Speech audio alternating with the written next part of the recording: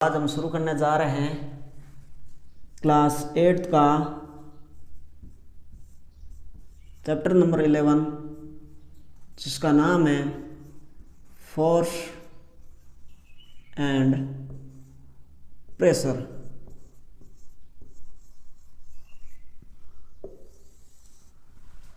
तो ये चैप्टर हम शुरू क्यों कर रहे हैं, सीधा 11 से ही क्यों कर रहे हैं, 1 2 3 4 5 ये चैप्टर क्यों नहीं लिए।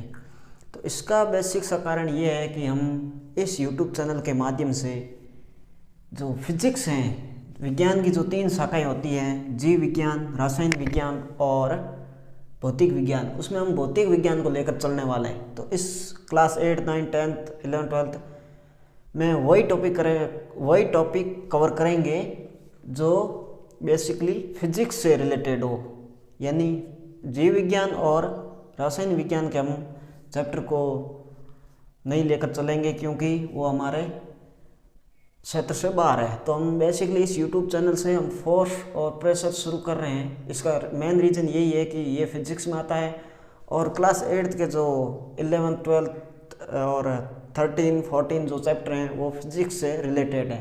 तो इसका यही कारण है कि हम सीधा 11 चैप्टर लेकर चल रहे हैं। इन चैप्टर के माध्यम से हम बेसिकली सिंपल से एडवांस की ओर चलेंगे। इसका मतलब क्या है कि हम पहले बेसिक अवधारणाओं को समझेंगे, फिर उसके जो कंसेप्ट का है उसको डीप में जाने का प्रयास करेंगे। तो हम अपना वक्त ज़ाया नहीं करते हैं और चैप्टर शुरू करते हैं। तो आपने अपने दैनिक जीवन में ये तो अनुभव किया है कि कोई वस्तु फास्ट चलती है, कोई वस्तु स्लो चलती है।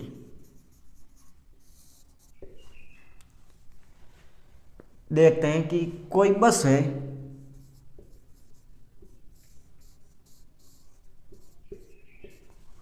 वो ट्रैक्टर की तुलना में तेज चलती है। ये तो आपने नोटिस किया है कि जब कोई ट्रैक्टर चल रहा हो और पीछे से कोई बस आ रही हो तो वो उसको ओवरटेक करते हुए आगे निकल जाएगी। इसका मतलब क्या है कि बस जो है वो फास्ट चल रही है। किससे? ट्रैक्टर से। या फिर आप देखते हैं कि कोई फुटबॉल है, उस फुटबॉल को आपने किक मारा तो फुटबॉल मूव करने लग गई, यानी वो चलने लग गई। अब आप यहाँ पर कोई खड़े हो, आपने किक मारी फुटबॉल को, तो ये फुटबॉल दूसरी ओर मुड़ गई, यानी इसने अपनी क्या कर ली, डायरेक्शन चेंज कर ली। ये पहले एक सी डायरेक्शन जा रही थी, लेकिन जैसे ही आपने किक मारी ये फुटबॉल अपनी डायरेक्शन जो है वो चेंज कर देता है और ये दूसरी ओर मुड़ जाती है। या फिर आपने नोटिस किया है कि यहाँ पर आपने डायरेक्शन चेंज की है। या फिर हो सकता है कि जब आपकी तरफ फुटबॉल आ रही हो तो आपने अपने पैर से इसको रोक दिया, या फिर आपने थोड़ी सी किक मारी तो इसने तो दिशा तो चेंज की है, साथ में अपनी स्पीड चेंज कर दी। जैसे यहाँ पर ये स्पीड से आ रही थी, तेज स्पीड से आ रही थी, यानी फास्ट स्पीड। लेकिन जैसे ही आपने किक मारी इसने अपनी डायरेक्शन चेंज कर ली और प्लस इसने अपनी स्पीड चेंज कर ली। मान लेते हैं कि आपने किक मारी, वो धीरे से मारी तो चेंज की है। ये हो सकता है कि इसने स्पीड कम कर दी, यानी ये स्लो हो गई। या फिर ये हो सकता है कि आपने तेज किक मारी तो ये फास्ट हो गई, फास्ट मूव करने लग गई। दोनों ही परिस्थितियों में क्या हो रहा है कि गेंद या तो स्लो हो रही है या फिर हो रही है फास्ट। तो ये अपनी स्पीड चेंज कर रही है।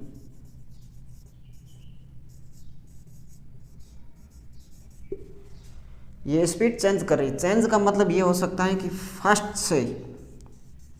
फास्ट मूव से ये स्लो मूव करने लग गई, यानी तेज से ये धीरे होने लग गई। या फिर ये जब गेंद धीरे आ रही है तो आपने तेज किक मारी और ये यानी रिवर्स, यानी स्लो आ रही थी और आपने किक मारी तो ये फास्ट आने लग गई। लेकिन हो क्या रहा है कि स्पीड में चेंज हो रहा है, नंबर 1। नंबर 2, ये अपनी डायरेक्शन चेंज कर रही है। ये वस्तु क्यों अपनी डायरेक्शन चेंज करती है, वस्तु क्यों स्लो हो जाती है, या फिर वस्तु क्यों तेज हो जाती है। अन्य उदाहरणों हम देखते हैं। ये 3 प्रश्न याद रखिए। क्यों स्लो हो जाती है, नंबर 2 क्यों फास्ट हो जाती है, या नंबर 3 क्यों इसने अपनी डायरेक्शन चेंज कर ली। क्या कारण है, इन सब गतियों के पीछे क्या कारण है। या फिर वस्तु गति भी कर रही है तो क्यों कर रही है, वाई इन मोशन। वाई यानी कोई वस्तु गति में है, फिर वो क्यों है गति में। या एक और आप देखते हैं कि ये पहले तो रेस्ट अवस्था में थी, यानी फुटबॉल पहले रेस्ट थी। जैसे ही आपने किक मारी ये मूव करने लग गई, यानी ये चलने लग गई। रेस्ट से ये मूव की ओर चली गई। मान लेते हैं कि आपने कोई ऐसा, या फिर आपने इस प्रकार पैर इस बॉल पर लगाया कि ये रेस्ट आ गई। तो ये फुटबॉल जब आपने किक मारी उससे पहले रेस्ट अवस्था में थी, लेकिन जैसे ही आपने किक मारी ये मूव अवस्था में चली गई। और जैसे ही आपने वापस सामने कोई किक मारी, इस प्रकार मारी कि ये बॉल रेस्ट अवस्था में आ जाए। या फिर हम मान लेते हैं कि आप गोलकीपर हो, आपकी तरफ बॉल आ रही है और आपने हाथ से रोक दिए तो ये वापस क्या आ गई, रेस्ट अवस्था में। तो ये क्यों रेस्ट से मूव की ओर चली गई, क्यों मूव से वापस रेस्ट की ओर चली गई, इसने क्यों अपनी डायरेक्शन चेंज कर दी, या क्यों इसने अपनी स्पीड चेंज कर दी है, फास्ट से स्लो हो गई या फिर स्लो से फास्ट हो गई। चलिए और उदाहरण लेकर चलते हैं।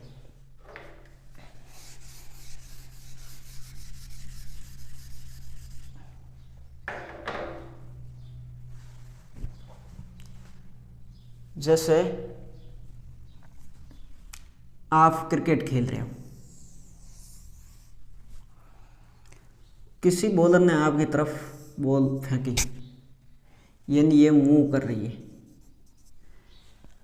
आपने बैट से इसको हिट किया तो ये किसी डायरेक्शन में, मान लो किसी डायरेक्शन में आपके द्वारा बैट के द्वारा हिट की, ये चली गई। आपने ज़ोर से हिट किया तो ये फास्ट गई, या फिर आपने कम हिट किया तो ये स्लो हो गई, स्लो मोशन से चल रही है। हो सकता है कि जिस प्रकार इस बॉलर ने बॉल फेंकी वो बहुत तेज़ तरीके से फेंकी, लेकिन आपने हिट किया बैट से वो बहुत ही कम बल से किया। तो हो सकता है जब आपने कम बल से किया है और सामने की तरफ, तो ये स्लो मोशन यानी कम स्पीड पकड़ रही है। वहीं आपने तेज़ हिट किया है तो ये फास्ट मूव कर रही है, यानी तेज़ चल रही है। या फिर आपने पीछे की ओर हिट किया, आपने स्लो हिट किया, बहुत कम तरीके फोर्स से बहुत कम फोर्स से हिट किया, तो ये हो सकता है कि ये भी तेज़ चले, क्योंकि जब बॉल आपकी डायरेक्शन में आ रही थी आपने हिट तो किया लेकिन आपने उसी डायरेक्शन में किया, तो ये फास्ट मूव कर रही है। बेसिकली इस प्रोसेस पूरे में क्या हो रहा है, इस प्रोसेस में ये हो रहा है कि बॉल फास्ट मूव कर रही है, स्लो मूव कर रही है और डायरेक्शन चेंज कर रही है। या फिर एक और उदाहरण लेते हैं, जैसे कि हॉकी का उदाहरण। हॉकी स्टिक होती है ऐसे, तो हॉकी की स्टिक से आप क्या करते हो, कोई गेंद है उसको मारते हो तो उसकी स्पीड को चेंज करते हो। हॉकी स्टिक से आप बॉल को रोकते हो, मतलब जैसे कोई आपकी तरफ बॉल आ रही है और आपने हॉकी स्टिक से उसको रोक दिया, यानी जब मुंह से आपने रेस्ट अवस्था में ला दिया। या फिर आपने ऐसा किया कि मूव से रेस्ट, या फिर आपने इसकी डायरेक्शन चेंज कर दी, आपने रोक नहीं करके इसको रेस्ट अवस्था में ले लिया, या फिर आपने इस प्रकार हिट किया कि इसने अपनी डायरेक्शन चेंज कर ली और साथ में इसने जो स्पीड थी वो भी चेंज कर ली। स्पीड चेंज करने का मतलब ये है कि यह तो यहाँ से फर्स्ट की ओर मूव कर रही है या फिर ये स्लो मूव कर रही है, लेकिन मूव ज़रूर कर रही है। तो इस प्रोसेस में क्या हुआ, इसने अपनी डायरेक्शन चेंज की, इसने अपने स्पीड चेंज करी, ये स्लो की या फिर उससे फास्ट की, लेकिन कुछ न कुछ इसने स्पीड ज़रूर चेंज की है। तो इस पूरे प्रोसेस में आप देख लें कि फर्स्ट मूव हो रही है बॉल या फिर हो रही है स्लो मूव, लेकिन बॉल मूव ज़रूर हो रही है। या फिर आपने इस प्रकार इस हॉकी स्टिक से गेंद को रोका कि ये एक रेस्ट अवस्था में आ गई। तो इस प्रोसेस में क्या हो रहा है कि मोशन से यानी रेस्ट अवस्था में आ रही है, स्पीड चेंज कर रही है और डायरेक्शन चेंज कर रही है।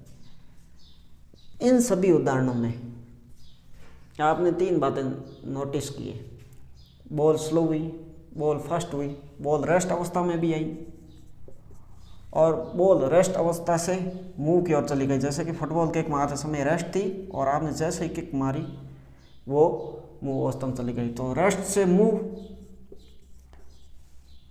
और जब कोई वस्तु चल रही थी तो आपने जैसे ही किक मारी या कोई धक्का दिया तो ये सामने धक्का दिया तो ये स्लो हो गई, इसके डायरेक्शन में धक्का दिया तो ये फास्ट हो गई। या फिर आपने इस फुटबॉल के उदाहरण देखा कि आपने इस प्रकार किक मारी कि इसने अपनी डायरेक्शन ही चेंज कर ली, तो डायरेक्शन चेंज हो सकती है। और चौथा है मूव से मूव टू रेस्ट। ये किस मामले में हुआ, मूव से रेस्ट इस मामले में हुआ कि जैसे कोई बॉल हॉकी की बॉल आ रही थी आपकी तरफ और आपने इस प्रकार हॉकी स्टिक से रोका कि ये वापस रेस्ट अवस्था में आ गई। तो ये 4 बेसिकली क्रियाएं हुई। इन सभी का क्या कारण है, ये क्यों वस्तुएं रेस्ट से मूव की ओर चली गई, मूव से रेस्ट की ओर चली गई, उसने अपनी डायरेक्शन कर ली चेंज, या फिर ये धीरे से तेज चलने लगी या तेज से धीरे चलने लगी। तो इन सभी का जो कारण है वो है फोर्स। इन सभी परिस्थितियों में आपके द्वारा एक फोर्स लगाया जा रहा है और वो ये फोर्स ही ये सभी क्रियाएं करवा रहा है। यानी जैसे ही आपने रेस्ट से वस्तु को किक मारी तो आपने एक वस्तु पर फोर्स लगाया, जैसे ही आपने फोर्स लगाया बॉल रेस्ट से मूव की ओर चली गई, ठीक है। और जैसे ही आपके दोस्त ने किक मारी तो ये वस्तु ने अपनी स्पीड चेंज कर ली। आपने किक मारी मतलब आप फोर्स दे रहे हो, जिस दिशा में आपने फोर्स दिया उसी दिशा में बॉल ने अपनी डायरेक्शन चेंज कर ली। तो इस फोर्स के कारण आपके क्या हुई, इस वस्तु ने डायरेक्शन चेंज कर ली, इस फुटबॉल ने डायरेक्शन चेंज कर ली, या फिर इसने स्पीड भी चेंज कर ली। अगर आपने तेज़ किक लगाई यानी आपने तेज़ फोर्स दिया है, यानी आपने फोर्स है वो तेज़ दिया है, तो वस्तु क्या हो गई, पहले किसी स्पीड से आ रही थी, अब आपने तेज़ किक मारी है तो इसने डायरेक्शन तो चेंज कर ही ली है, प्लस इसने अपनी स्पीड फास्ट कर दी। पहले स्लो आ रही थी अब ये फास्ट हो गई, क्योंकि आपके द्वारा जो किक थी वो तेज़ लगाई गई, यानी आपके द्वारा फोर्स है वो तेज़ लगाया गया।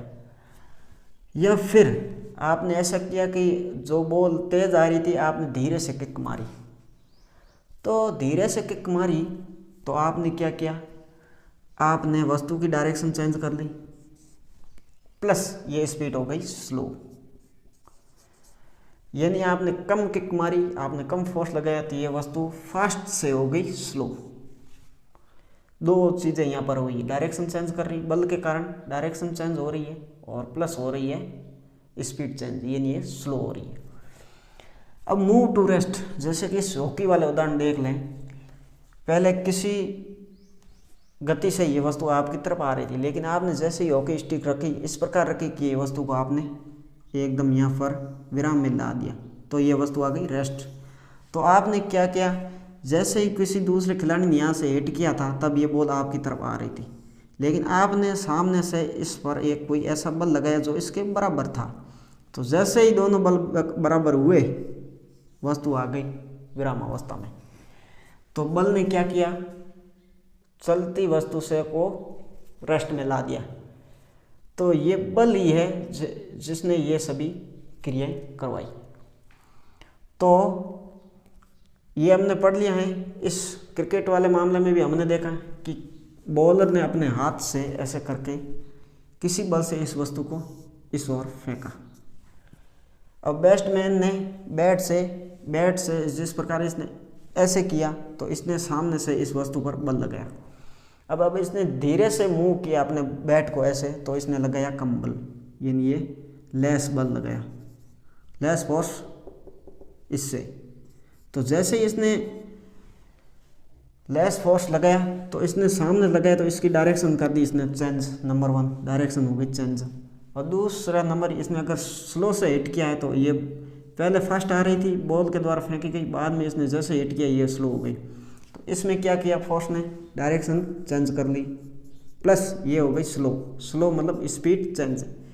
अब स्पीड चेंज यानी कहने का मतलब ये है कि स्पीड चेंज, स्लो से बॉल फास्ट हो रही है या फिर फास्ट से स्लो हो रही है। चलिए समझते हैं कैसे। इस क्रिकेट वाले उदाहरण में आप देखो कि बॉल फास्ट फेंकी थी बॉलर के द्वारा, लेकिन आपने धीरे से इसको हिट किया, तो ये बॉल हो गई स्लो।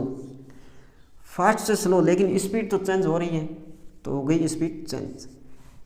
प्लस अगर ये देख लें कि इस बॉल ने तेज़ फेंकी, लेकिन आपने तेज़ हिट किया, तो ये बॉल जिस गति से आ रही थी उससे तेज़ गति से ये ग्राउंड की ओर चली गई, तो ये क्या हुई, बॉल स्लो से फास्ट। इसमें भी स्पीड परिवर्तन हो रहा है, चाहे स्लो से फास्ट जाओ चाहे फास्ट से स्लो जाओ, स्पीड तो चेंज हो ही रही है। जैसे कि ये बॉलर ने 100 किलोमीटर प्रति आवर से बॉल फेंकी, लेकिन आपने हिट किया इसको 110।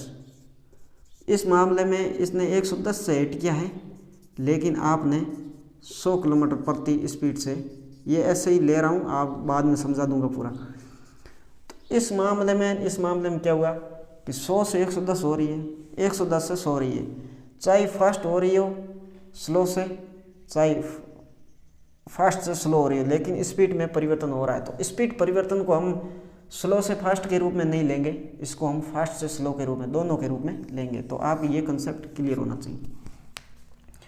तो इस मामले में बॉल बैट्समैन ने कम हिट किया, लेकिन इसके फोर्स के कोई दूसरे सीधा इस फोर्स के विपरीत दिशा में लगाया, या फिर किसी एंगल पर ऐसे बैट से मारा, ऐसे बैट से मारा, तो डायरेक्शन हो गई चेंज। प्लस अगर इसने कम हिट से किया तो हो गई है स्लो, और अगर इसने ज़्यादा हिट किया है ज़्यादा स्पीड से, तो ये हो गई फास्ट। तो इस मामले में इसका डायरेक्शन चेंज हो रही है, प्लस इसके मामले में इसकी बॉल की हो रही है स्पीड चेंज। तो इसमें बल ने क्या किया, इसमें इस बैट्समैन के बल जो लगाया गया बल है, इसने डायरेक्शन चेंज की और इसमें स्पीड चेंज की। तो इन उदाहरणों के माध्यम से आप अब समझ गए हैं कि फोर्स ने ये प्रक्रिया की। तो अब ये आपको बेसिक क्लियर हो गया है कि फोर्स क्या है। तो फोर्स बेसिकली डायरेक्शन चेंज करता है, स्पीड में परिवर्तन करता है, चाहे रेस्ट से चाहे स्लो से फास्ट हो या फास्ट से स्लो हो, दोनों स्थितियों में इसने स्पीड परिवर्तन किया, डायरेक्शन चेंज की है, और ये रेस्ट से मूव हुआ है, मूव से रेस्ट की ओर चला गया। इन सभी उदाहरणों हमने समझ लिया है। तो बल ये करता है। अब बल को हम किस प्रकार परिभाषित करें, इसकी डेफिनेशन क्या है। ये तो उदाहरणों में हमने देख लिया है कि ये बल ही है जो वस्तु की गति में परिवर्तन करता है, इसकी दिशा को चेंज करता है, या फिर वो उसको विराम अवस्था से गतिक अवस्था में परिवर्तन करता है, या फिर गतिक अवस्था से विराम अवस्था में लाने का काम करता है। लेकिन एक बल की जो स्टैंडर्ड डेफिनेशन है वो क्या है, चलिए उसको समझते हैं।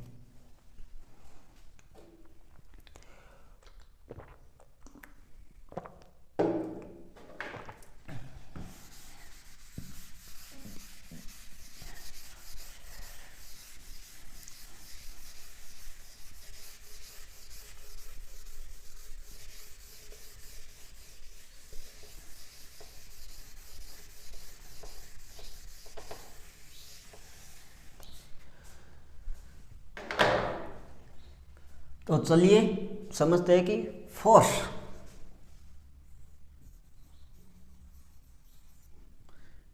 डेफिनेशन।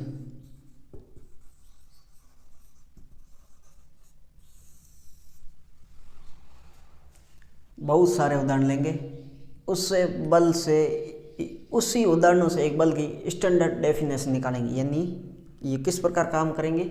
चलिए आइए समझते हैं। अब आप देख लो कि किसी टेबल पर आपको कोई टेबल लिया आपने, इस पर कोई रखी आपने वस्तु या फिर बुक रख दी, ये विराम अवस्था में है। अब इस वस्तु को मूव कराना हमें, तो सबसे पहले हमें क्या करना पड़ेगा, इस वस्तु को खींचना पड़ेगा, पुल। या फिर जैसे कि ये वस्तु है, ये बुक है, जैसे मैं ये टेबल मान रहा हूँ और ये मान रहा हूँ बुक, तो इसको गति अवस्था में लाना, ये रेस्ट अवस्था में, तो पहले मैं इसको खींचूंगा, पुल किया, ये वस्तु मोशन में आ रही है, यानी ये मूव कर रही है। प्लस या फिर इसको मैं ऐसे पुश कर रहा हूँ, तो अभी ये गति की अवस्था में आ रही है, तो मैंने इसको किया पुश।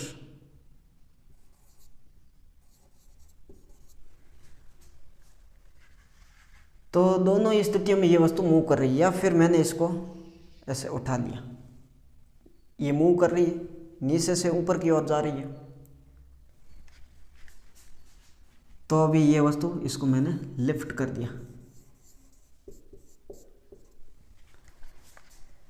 तो मैंने पुल किया, इसको पुश किया और लिफ्ट किया, तीनों ही स्थिति में ये वस्तु मूव कर रही है। ठीक है, समझ गए आप। चलिए और उदाहरण लेकर चलते हैं।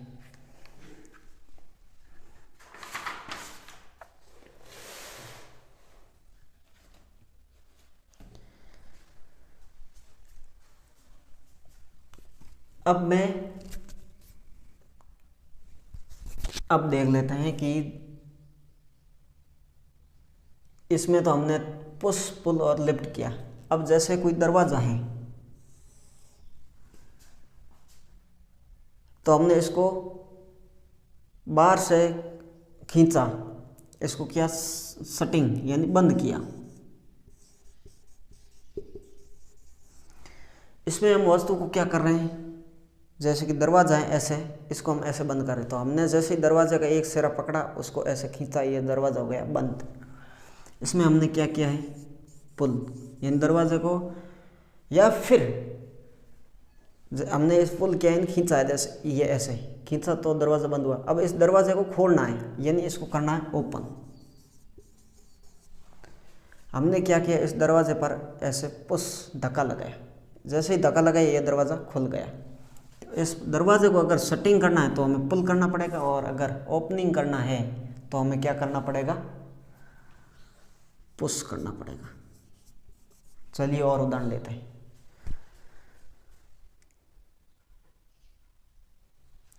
जैसे किसी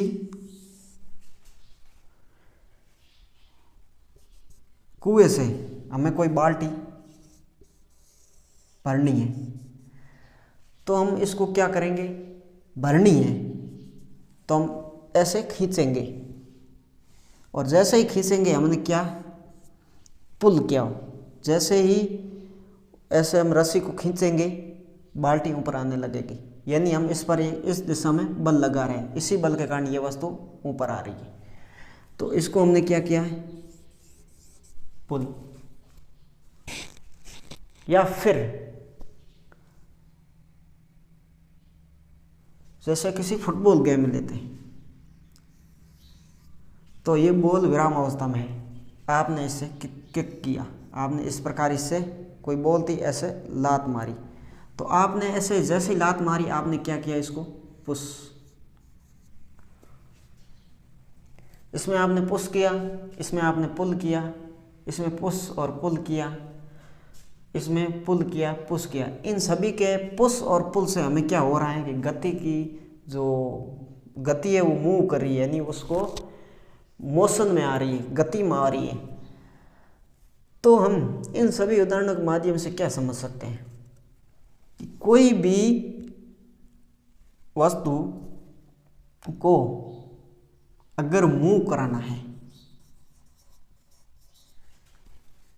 या फिर रेस्ट से मूव कराना है या फिर मूव से वापस रेस्ट की ओर लाना है, तो हमें क्या करना पड़ेगा, या तो उसको पुश करना पड़ेगा या उसको पुल करना पड़ेगा।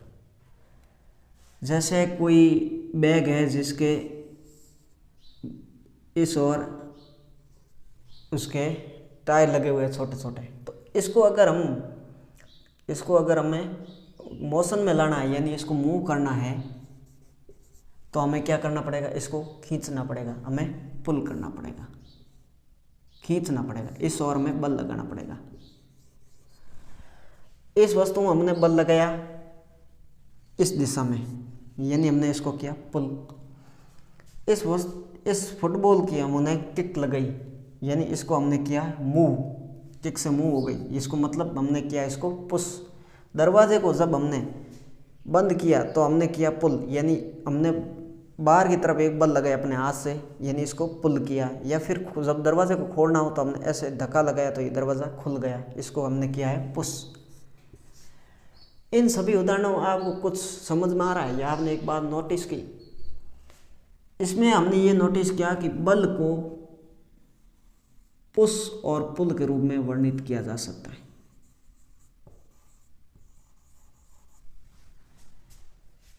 यानी जो वस्तुओं को हम पुल या पुश करते हैं, वास्तव में हम उस पर एक बल लगाते हैं, तो हम बल को पुश और पुल के रूप में समझ सकते हैं। अब ये पुश और पुल, इससे क्या क्या होता है, इससे हमने वस्तु की स्पीड चेंज की, दूसरी इसकी डायरेक्शन चेंज की।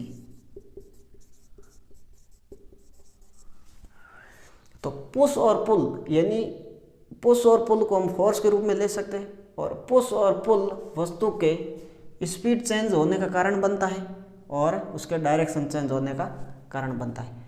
तो जो फोर्स की डेफिनेशन है उसको हम पुश और पुल के रूप में ले सकते हैं। तो आ गई बात आपकी समझ में, ठीक है। तो ये हुई फोर्स की डेफिनेशन।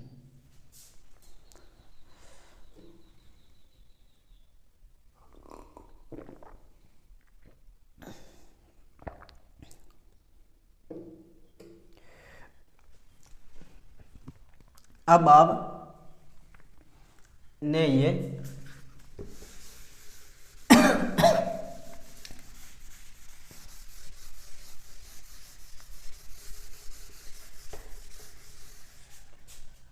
अब आपने ये तो समझ लिया कि बुल को, अब आपने ये समझ लिया है कि बल को पुश और पुल के रूप में ले सकते हैं। अब इसी एक उदाहरण में हम लेते हैं टू मैग्नेट इस प्रकार की। ये इसका नॉर्थ पोल है और ये इसका साउथ पोल है, और ये इसका नॉर्थ पोल है, ये इसको साउथ पोल है। जैसे ही इन दो मैग्नेट को हम पास लाने की कोशिश करते हैं तो ये एक दूसरे को आकर्षित करती है और ये चिपक जाती है। तो ये एक दूसरे को क्या कर रही है, ये इसको खींच रही है, ये इसको खींच रही है, यानी ये दोनों एक दूसरे पर खींच रही है, यानी एक पुल कर रही है एक दूसरे को। तो ये जो फोर्स है ये पुल फोर्स है, यानी खींच रहा है एक दूसरे। या फिर हमने मैग्नेट को ही चेंज कर लिया, दिशा इसके मैग्नेट को ऐसे चेंज कर लिया, तो ये हो गया नॉर्थ पोल और ये हो गया साउथ पोल। तो जैसे ही नॉर्थ से आया, नॉर्थ से टकराने की कोशिश की, ये एक दूसरे को रिपल्सन कर रहे हैं। रिपल्सन यानी एक दूसरे को धक्का दे रहे हैं। तो ये एक दूसरे को क्या कर रहे हैं, पुश। जब ये एक दूसरे को अट्रैक्शन कर रहे थे, यानी एक दूसरे को पुल कर रहे थे, जब मैग्नेट, जब ये नॉर्थ पोल साउथ पोल के सामने हो रहा था। लेकिन जैसे ही हमने नॉर्थ या फिर इसको ऐसे चेंज कर ले कि साउथ, तो ये दूसरे को कर रहे थे रिपल्सन। रिपल्सन मतलब ये एक दूसरे को धक्का दे रहे थे। तो इसमें भी हम फोर्स को पुल और पुश के रूप में ले सकते हैं। अट्रैक्शन को हमने पुल के रूप में लिया, आकर्षित कर रहा था, ये एक दूसरे को खींच रहा था। और पुश को हमने लिया एक दूसरे के प्रतिकर्षण के रूप में, रिपल्सन के रूप में। तो इसमें भी फोर्स लग रहा है। और अट्रैक्शन को पुल के रूप में और रिपल्सन को हमने पुश के रूप में लिया। तो इन मैग्नेट में भी फोर्स लग रहा है और इनको भी फोर्स के जो अट्रैक्शन और रिपल्सन को पुश और पुल के रूप में ले सकते हैं। तो जो भी वस्तुएं हैं वो एक दूसरे पर बल लगा रही है, तो ये तो एक दूसरे को पुल कर रही है या फिर एक दूसरे को पुश कर रही है। आगे बात आपके समझ में? तो यही समझना था कि फोर्स पुल और पुश के रूप में जाना जाता है। और पुल और पुश यानी फोर्स की वजह से वस्तु के स्पीड में परिवर्तन होता है और उसकी डायरेक्शन चेंज हो जाती है।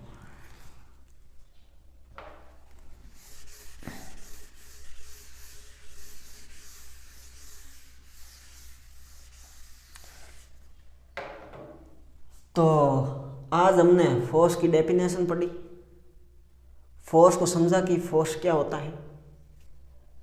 तो आज हमने 2 टॉपिक कवर कर लिए। तो नेक्स्ट जो फोर्स की बातें होगी वो नेक्स्ट वीडियो में कवर होगी। तब तक के लिए धन्यवाद। जय हिंद।